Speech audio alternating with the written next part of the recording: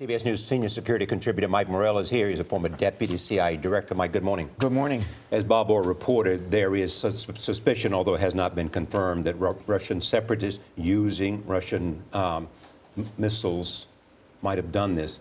What would make that a real possibility? So I think what happened here is that the separatists who have shot down a couple of aircraft this week believe that they were targeting a Ukrainian military transport, and they just made a mistake. That's what I think happened here. What would it take to prove that? I think we have our own intelligence capabilities, radar tracking, satellite tracking. When you marry that with any information the Ukrainians have, and then when you get to the crash site and you take a look at the aircraft, I think you can put all those pieces together and make a pretty strong case. And if proven, what does it mean for Putin at home? I think it's this is very bad news for Putin because it's going to force the West, on the one hand, to put much tougher sanctions in place than we've seen so far. The sanctions in place so far have been pretty light, let's face it. West meaning countries like Germany and the Netherlands, which have a real relationship. And the United States. So much tougher sanctions. And then I think there's a small minority that has not been vocal inside Russia who is opposed to Putin and where he's taking the country.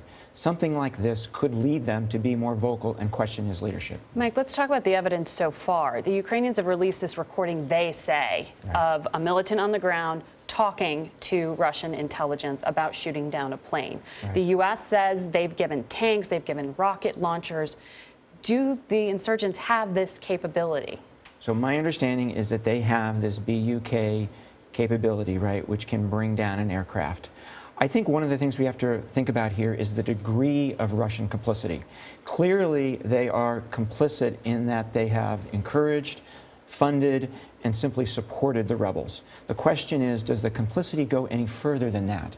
Does the complicity go to the Russians actually giving them this system, training the rebels on this system, or even having Russian special forces standing there and helping firing the missile? We need to figure all that out. Shouldn't we know some of that already? Yeah. I think it's going to take some time.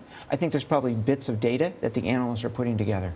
One of the other things that the U.S. has been concerned about is just that open border, that Russia has allowed many different fighters with different agendas to come in here. Can you put the genie back in the bottle if they have these kind of weapons? So I think one of the things that we actually talked about in this program is, Putin started this. And has Putin lost control of the movement in eastern Ukraine? And these guys are now acting on their own. That's a question as well.